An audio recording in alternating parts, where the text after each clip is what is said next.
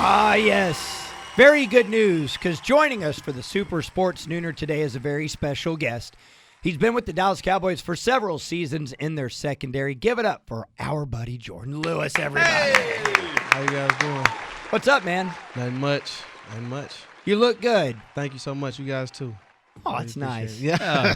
Man, I got to pull the curtain back and share this with you a little bit. So I told the officer, the security guard, Officer Paul Clement, who sometimes jumps on our show. He's great. He's awesome. I was like, hey, we got a big deal. We got a Dallas Cowboy coming to the building today, the great Jourdan Lewis. So be on the lookout for him. And if you see him, bring him, because our third floor is a secure floor. You can't get to it in the elevator. I was like, be on the lookout for him and grab him. And he goes, oh, my, he got so excited. He said, yeah, I love Jourdan Lewis. This is great. I can't wait to meet him. And then I got a text from you in the middle of a Frankel & Frankel commercial, and it was like, hey, I can't get up to the third floor in the elevator. And so then I went to go find you, and you had said, that's it, I'll just take the stairs. Yeah. And so you were stuck in a stairway in our building, and not the main stairwell that we typically use. He was in a different one. Really? Just kind of stuck in there. So I'm sorry about all that. I didn't get the presidential rollout. Yeah. Is there anything cool in the secret staircase we need to know about? No, I mean it's secure. So you guys are fantastic. Yeah. Okay. It is very secure. Okay, there's so much we want to talk to you about, but ever since you arrived in the league, you've been one of our favorite athletes and just one of our favorite dudes, and you've always been so cool to our show. You always goof off with us and have fun.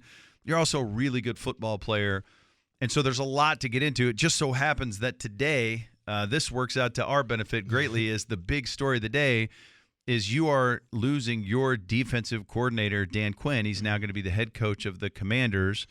And so I'm assuming you're finding this out today like the rest of us. So what are your initial thoughts when you found out that Dan Quinn's leaving the Cowboys? I mean, it was some rumblings. We had a feeling that, he was going to take a job. I mean, because he deserves it. I mean, he's an amazing guy, and he's a hell of a ball coach. So we knew that it would be a chance to lose, a really good guy and a hell of a coach. You guys struggled, the Dallas Cowboys franchise struggled defensively and especially getting turnovers. And like the year that he showed up, you guys started getting turnovers. And then the last couple years led the league in turnovers back to back. And so I want to know, how did that change? And if it's not just Dan Quinn, but specifically, that's a huge shift to just jump to the top there. What did Dan Quinn do to have that impact? I mean, I appreciate him for life for what he did. He just let us play. Honestly, he put us in the best position to go out there and play. I mean, he definitely had a scheme in which how he wanted to attack offenses, but he put everybody in the best position that they possibly could, go out there and perform their best. So I appreciate him for that, and I'm forever grateful because he put everybody in position to make plays. And as you can see, over the last 3 years, he's done an amazing job of doing that. So he just really brought a culture that, he believes in us and he believes in the players that he has. And, he kind of just, molded a defense around, the personnel that he had. Okay, so Jourdan Lewis joining us in studio. And as we reconcile all this, I didn't talk to you about this, and I don't want to overstep anyways, but are you a free agent right now? I'm a free agent. Okay, so this is interesting because I'm assuming you'd love to come back to the Cowboys. I'm still a Cowboy until March 15th. Okay, right. Yeah. But at the same time, now the guy that ran the defense who just watched you, and we can talk about the journey you've been on recovering from injury, you had a great season. You had some big plays you made throughout the season. So I would imagine a lot of the players, if they're free on this defense, that the defense coordinator would love to keep those guys honest. But right now you're thinking it's all Cowboys. You're going to go through the negotiations of see how that goes. But essentially being a free agent, you're open for whatever's out there. Yeah, absolutely. And, I'm going to weigh my, the pros and cons of, whatever's out there, the market, see how it is. But, I'd love to come back to Dallas. Dallas is my home. Shout out to Will McClay, man. He took a chance on me. Jerry took a chance on me, going through the draft. And I appreciate him forever. And I just love Dallas. My family's here. This is home now. And I definitely love Dallas. But, like you said, I'm just going to weigh my options. I am a free agent. So. Yeah. There's something that, first of all, you should be congratulated because this was your 7th season. I just looked it up. Yes. The average NFL career is 3.5 seasons. You've already doubled the NFL average. And it's a sport, and you've experienced injuries in the last couple seasons. Yeah. It is a sport with a 100% injury rate. Mm-hmm. Have you just stopped to kind of look around and go, damn, I've been in the NFL for 7 years? Because I just think that's an extraordinary accomplishment for anybody. Absolutely, especially after, the injury that I went through. I just approach every situation with, the utmost gratitude. And I wake up every day, I look at my family and I look at the things that, I've been through. And in Dallas, it's kind of hard staying, you got to have some staying power to stay in Dallas. And I'm just blessed to be one of the guys that, that had the experience, the Dallas Cowboy, the star for 7 years. So, I'm just, like I said, I'm extremely grateful. And I look at life different because, this is a special place to be. Man, your story is a fascinating one to me, especially if you just look at this latest chapter. First of all, you're from Michigan, mm-hmm. correct? Were you from Detroit, literally? Yeah, or okay, from Detroit, so from Detroit. In the draft, it really looked like the Lions were going to come get you, mm-hmm. and then that didn't happen. You end up coming to the Cowboys. You end up having what for many is a career-ending foot injury against the Lions. Yeah. Then you come back, get your first interception of the year, and a big win against the Lions this year.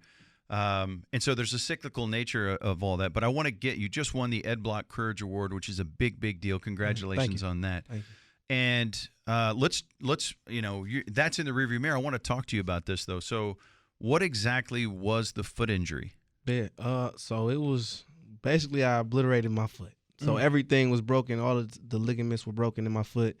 And they called it a Liz Frank because they had to go and insert the plates and the rods and stuff in the middle of my foot. So like that's really what they call a Liz Frank, but it was much worse than a Liz Frank. So it was really I just dislocated my entire foot, and they couldn't call it anything else. So it was They didn't show me until late. They didn't show me how bad it was, but Britt Brown. Yeah, so yeah, he was like, he was encouraging me. And I'm just like, why isn't anybody telling me like I'm gonna start the season? Like I'm not like what's going on? Like then I saw it. I'm like, oh my God, I'm not supposed to be here. It's Frankenstein foot, right? Yeah, it was like bad. They rebuilt it. Yeah, really, they did. So it's a new foot. So I had to get used to playing and running off of basically a new foot. So on the play that had happened, what happened on the play? So I got the interception and I got up.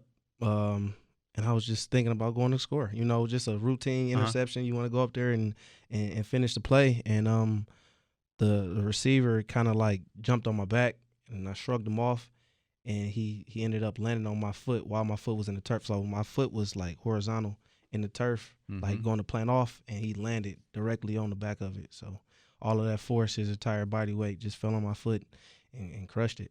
How many plates and bolts and things are still in your foot? I had 2 surgeries, so one to insert everything and then, make sure all the ligaments and everything was back in place. And then I had another surgery to take everything out. I just had 1 screw, so it was like a rack across my foot, and I had I think 7 or 8 screws, I think, maybe. Wow. Yeah.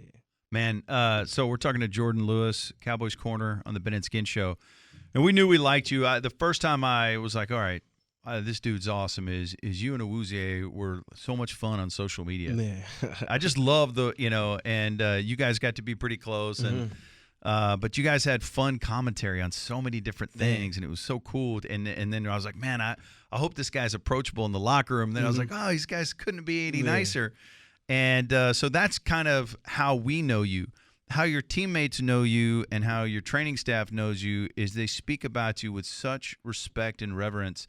The training staff said that you might be the hardest working guy that's been here since you arrived in Dallas. And they were, for a lot of other guys that they may have just retired with that injury, but that you worked your ass off essentially to get back. And, to hear that kind of praise from your teammates and your training staff, what does that mean to you? That's why you do it, honestly, to gain respect of your teammates and the people around you that put you in a position to go out there and perform. So, I go out there, unselfishly, and I want to go out there and win, honestly. So everything that, I did to come back was to make sure we can get to a Super Bowl, honestly. And I wish we could have did that, but I feel like I could have helped. So I knew it wasn't over for me, and it's just I wanted to go out there and play ball, so just went out there and put my mind to it. Every year that the season ends, if you're not the Super Bowl winner, it's disappointing, right? Mm-hmm. Was this year in particular more disappointing than others? Did it feel different? I mean, of course it did, because I'm a free agent now. The future is uncertain, to the 10th degree. So I don't know, what the future holds, like other, off seasons where I can go back like, okay, guys, this is what we need to fix, and we got a lot of missing pieces like DQ left. So like it was a lot of our guys like last year on our contracts, and we were together for 3 years. So we were like, this is the one, and it felt like the one. We had everything that we needed to go out there and win, and we just came up short. I know it's hard to process these things. Have you figured out, in your own opinion, why you guys came up short? Man, it's a lot. I mean, I feel like it's a combination of different things. It's still kind of a soft spot to me. Yeah. So I mean, I know we'll get to that soon, but I mean, we talk about it. It's just just being accountable to each other. Making sure that we don't have to bear the brunt of just making a play for every play. Just making sure you do your job on that play, not trying to play hero ball. So I feel like that's something that we kind of did because we loved each other.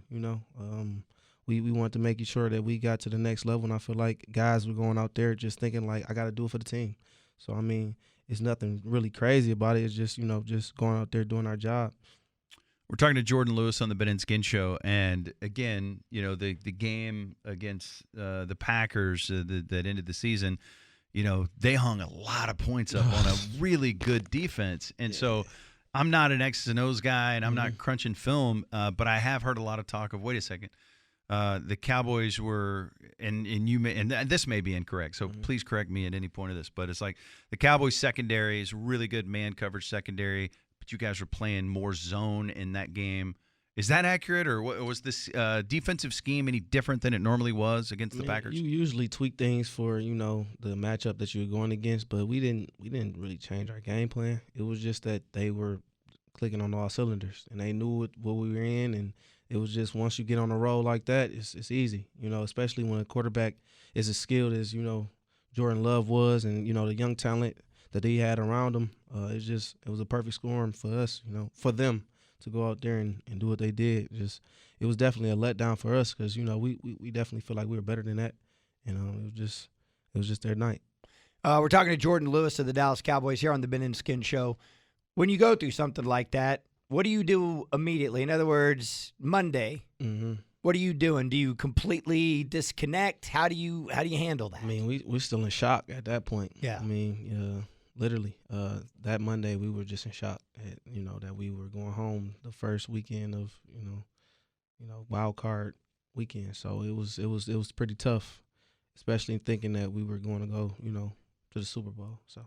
Okay, so as a Dallas Cowboy, that the Cowboys are the biggest story in the NFL, and the Cowboys get ratings, games get ratings, talking about the Cowboys gets ratings.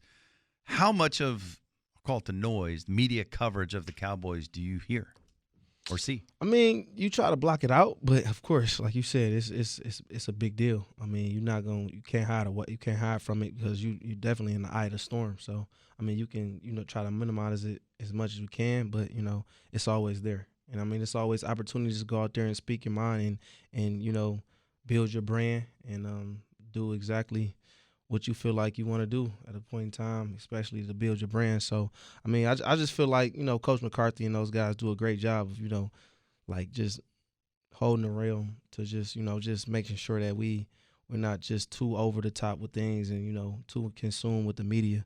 But like you said, it's definitely something that's really big, and we try not to look at it, but it's definitely hard. You're a sports fan.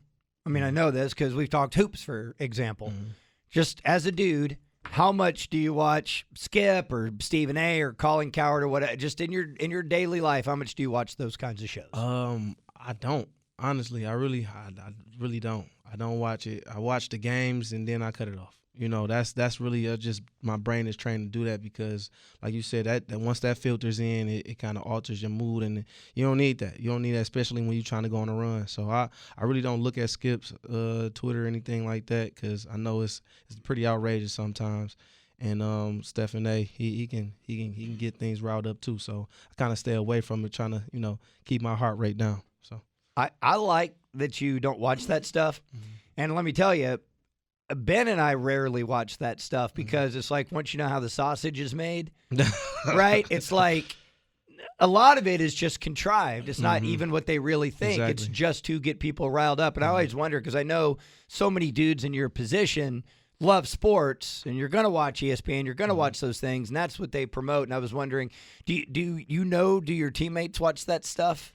I mean, they try not to at a point, but like you said, it definitely takes some fortitude to skip out on it.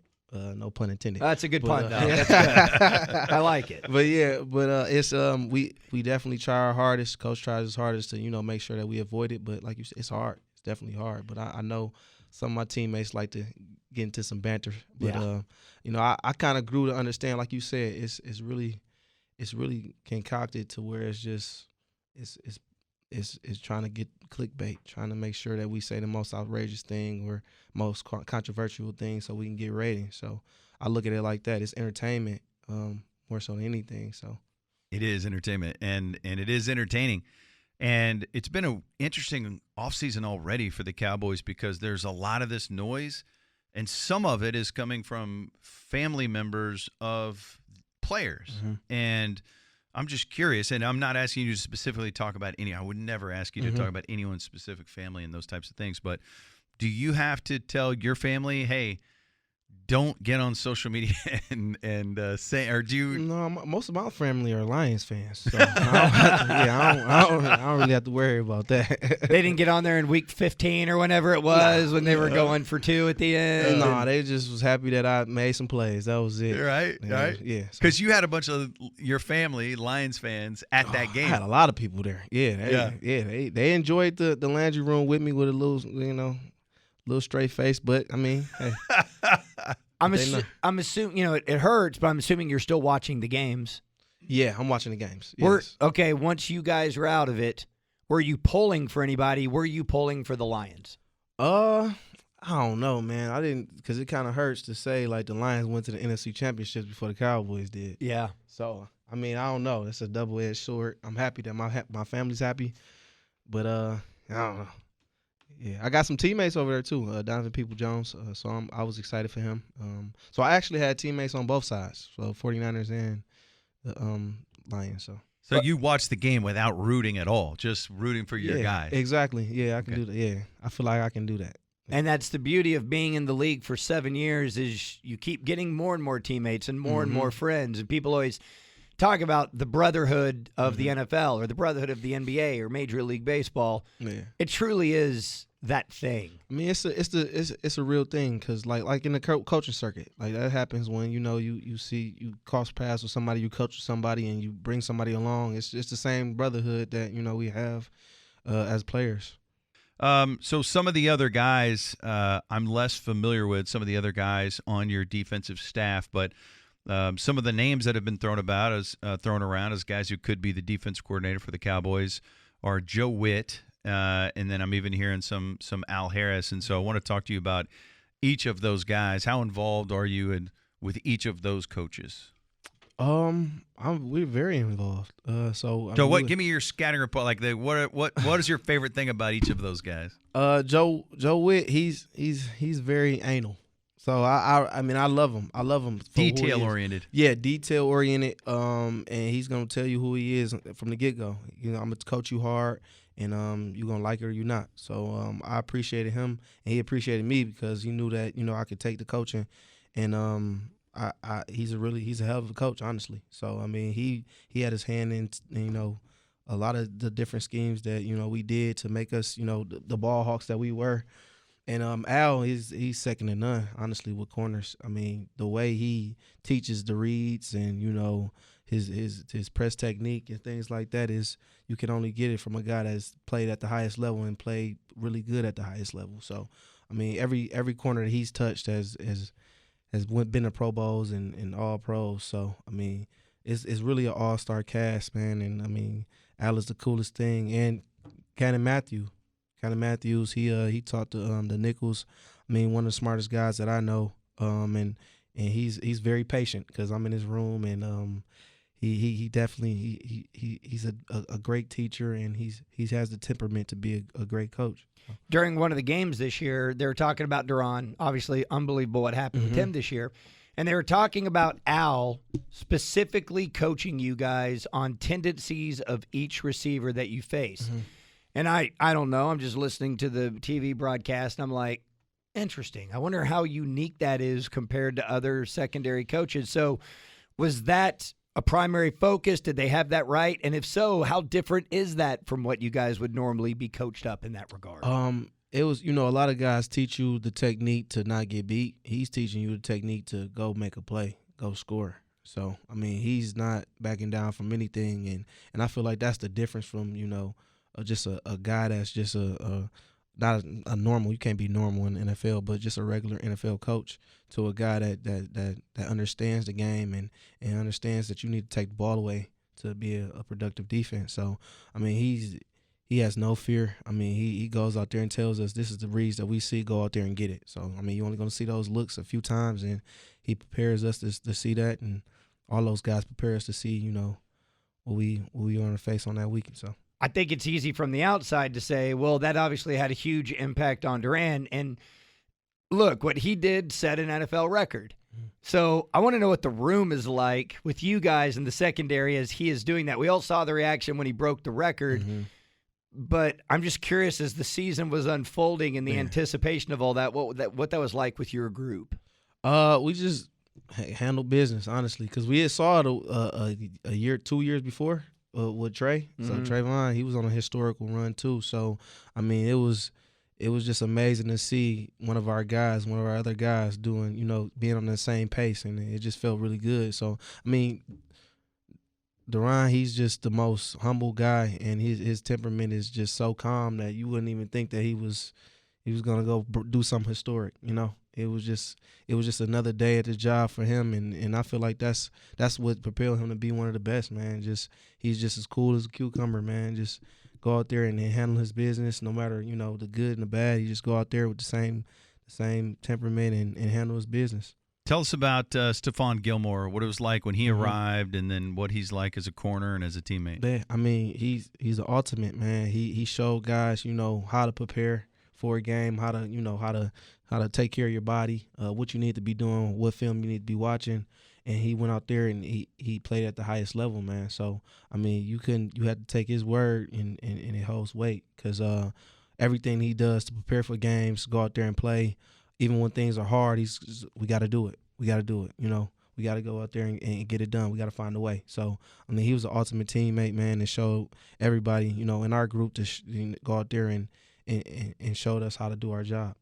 So when that's coming from a teammate as opposed to a coach, that's got to be really impressive. We had a couple of Texas Rangers players, former Rangers greats, on yesterday, and they were talking about when teammates hold each other accountable, it's a whole different level than even a coach. It's like that's your brother holding you accountable. What are some of the things Stephon Gilmore would say about how to prepare? Like, what are some of the things he does to prepare?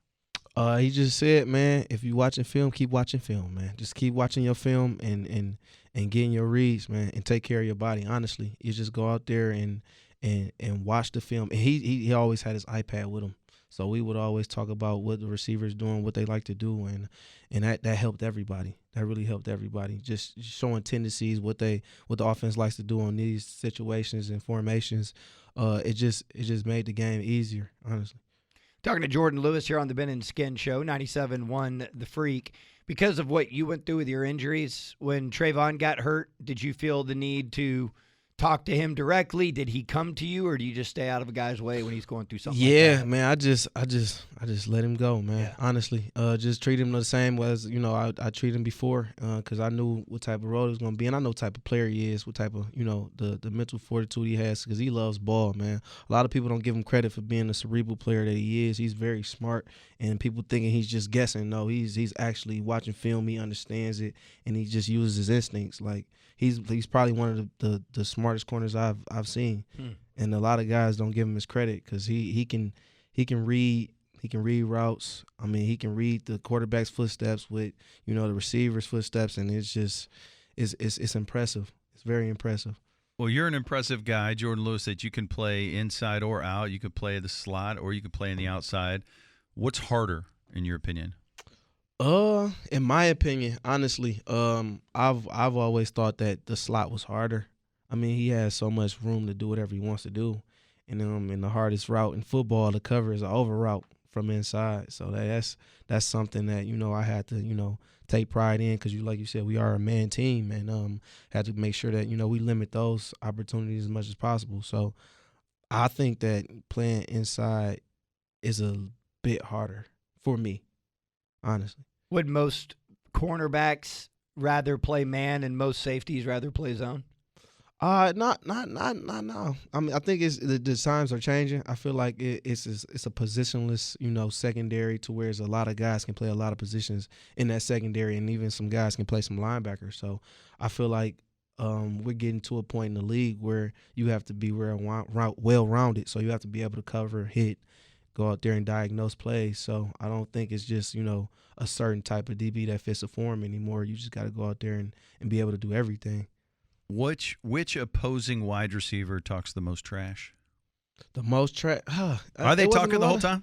No, it wasn't a lot of receivers that talked the trash. It wasn't. I swear, it wasn't a lot of receivers this year. I think we were doing most of it. Really? Okay. Hold on. Walk me through this. As in me. So. Okay. Oh, you. Okay. So do you? Yeah. There's like, I've run into this before where there are people, athletes, competitors who love that side where you can talk trash if you can get in somebody's head and just cause them to pause for just a second. Yeah.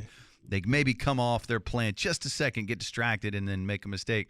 Is that a part of what you do? Do you try to get in somebody's head every game? Not really. I feel like I have personal vendettas against people. Okay. Let's power rank the personal vendettas. Yeah, absolutely. Who's your biggest personal vendetta against? I had something against Amon-Ra St. Brown. Mm-hmm. I think I had a little something with him. And I feel like Williams got involved with it too. So because I was on Amon-Ra. So, I mean, anybody that plays for the Lions, I feel like if you have a receiver, I got to give you a hard time, especially if I got to see you all the time. So, yeah, I think that was one. That was definitely one. I just figure you were just going to list off all the Buckeyes. The Buckeyes? Oh, no, I didn't. Have I? Well, I got it. Yeah, the guys at Washington, you got to make sure you give them because they're pretty good. They're pretty good in Washington. Those guys can go. I think this is the time to let you talk about your Michigan Wolverines. Mm-hmm. Thank you so much. Absolutely. I've got a follow-up question, but the floor is yours. Talk Michigan football, Jourdan. I mean, they got back to what we saw in the late great days, the golden era of football. They ran the football and they stopped the guys from running the football. So I mean, we got back to what Michigan was great at, and I feel like that's what Harbaugh was trying to do the decade he was there, and he finally accomplished the end goal, man. So I was excited to see those guys go out there and perform the way they did this whole year. And I'm excited to see these guys, a lot of the guys in the NFL do some great things, like Mikey Sanders still. He's here in Dallas training, so I'm excited to see him. A lot of guys, man. So I was excited to see Will Johnson do what he did this year, a guy from Detroit that flourished this year. So I'm just excited, man, and I'm glad that they got their predecessor, and I'm excited, man. Okay, I want to ask you because you did play under Harbaugh for a little bit. Were you there when he got there? No, I was there. My junior, going to my junior year, and that's when he arrived. That's when he got there. Okay, what kind of a coach was he for you? And then while you're describing all that, how do you think he'll do? Didn't he take the Chargers job? Yeah. Okay. Yeah. How is he going to do in the NFL? He's been there before, but I'm talking about going back after being at Michigan for however long. I mean, I feel like the generations in the era of football he knew in the league is gone and has passed, and I feel like if he can implement the culture that he did at Michigan and with the 49ers, I feel like he'll be extremely successful, and I feel like he will. I feel like the guy's gonna buy in. He's a winner, and they're gonna go with his craziness because it helped us. It helped us. We are talking to the great Jourdan Lewis, Cowboys corner, here on the Ben and Skin Show. In terms of a football team, it's often, we've heard that a team can be in silos. The defense is over here, the offense is over here, and it's almost like two different teams within a team. It seems like Dak Prescott is the type of guy who would never allow that to happen. Like he's just going to be friends with everybody on every side. Am I reading that correctly? What do you like about the way Dak communicates? I mean, it's like he's just kicking it with the fellas, man. It doesn't matter who's on offense or who's on defense, man. He treats everybody the same, honestly, and that's with the utmost respect. And he's playful, and he definitely makes you feel like you a part of it. So I mean, he definitely put some things together to where the offense, defense, and some of the guys on special teams would come over his house and watch games and go out there and shoot pool and stuff like that. So I mean, he's definitely a great guy to be, in the position he is as the Dallas Cowboys quarterback. So I wouldn't wish anybody else, the most, success ever. So I mean, I feel like he's done an amazing job so far, and I feel like he's only, getting started because I mean he's an amazing person and everything he's gone through, and just the perseverance and just the humility that he just handled himself. I mean, it's definitely impressive. Who is the lead voice on the defense? I mean, I know you guys have different position groups, and so that's fragmented a little bit. But who is the number one player voice on the defense? JK, honestly, Jourdan Curse. He was definitely the one that was most vocal and the vocal leader on the team. And I mean, he's the one that actually got us lined up. So I mean, he has the green dot, so he he controlled a lot of things. So he got everything orchestrated on defense. So I feel like him, D-Law was one. And those guys were the two most, vocal leaders that we had. I thought you were going to say Micah. Micah? Yeah. Vocal leader? Yeah. No, he lead by example, man. He go out there and make plays. Is that right? Yeah, he made plays, man. He's not loud or anything. He's like, hey, I'm just going to go do my thing. He's playful. I mean, I think that, he's going to grow into that as he gets older. But he's still a young guy that, had to be a leader because he was so good, that he is so good. So I feel like he's going to grow into that role, and he's going to feel like he has the responsibility for that role. But we had guys that were, that were more vocal. So, like, we had JK, we had, Law. So those guys definitely took the role. So, I'm not watching film, and I'm more of a fan than anything, and I love the Cowboys. And so I'm very biased. And I feel like I don't want to get you in trouble with the league or ref, so I'm going to warn you. Oh my God. Yeah, okay. But I'm watching Micah, and I'm like, that's a holding. They're holding him. Yeah. Like I feel like you could call like 5 or 6 plays every game. Like they're holding this man. And I'm just curious as you're watching the film, and I'm not going to, again, don't throw the league refs under the table, but are you watching that sometimes going, man, they are holding him? I got some friends that's refs, man, and I feel like I'm going to have to face them again. But I honestly, I feel like it got to a point where it was like, okay, when are we going to let them, go out there and unleash it, or when we gonna call something? But it feels like that, right? Yeah, I mean, but we're the Dallas Cowboys. It's always gonna feel like that, man. Yeah. So it's always gonna feel like that. Yeah. This is Jourdan Lewis. It's the Ben and Skin Show. All right, you're a free agent, but we're going to talk about this as if you're coming back as a Dallas Cowboy. What is the number one thing that you guys need to do to finally get over the hump in the playoffs? Just holding each other accountable. Honestly, I think we have all of the talent, but it's something I think missing from that chemistry part, and I feel like that's getting closer as a team and being able to just come to to your teammates man to man and telling them oh, hey, this is what we see. Hey, we need some more of this and that. And I feel like that needs to be on a more collective scale. And just like you said, like the silos on defense, offense, stuff like that. So we need to come together and say, like, okay, this is what we need. This is what we need from you. This is what we need from you. So Dallas has all the pieces, honestly, and has had the pieces for a while now. So I feel like it's just being accountable for for each other. And man, I want to ask you this carefully too, but it's like the noise out there, and you've avoided all this noise. You're not watching these crazy shows and following all that stuff. And now I brought you in here as a guest. I'm going to show you some of it and ask you to respond to it. Man. So feel free to tell me to go F myself. But there was all this talk of how good this team was in the regular season. Then you get to the postseason, and the first thing people say is, "Man, this team was not prepared for this game." Mm-hmm. That's an oversimplification, right? That's not a fair way to put it. But you maybe have family members go, "Hey, man, this team wasn't prepared," or whatever. Yeah. What do you make of all that? I mean, we just got punched in our mouth, honestly. I mean, and a lot of times you get punched in the mouth. If you have a plan, you gotta counter it, and they had a counter for our counter. So honestly, it just felt like they had the day, and that's just what it was. That was their day to have. So.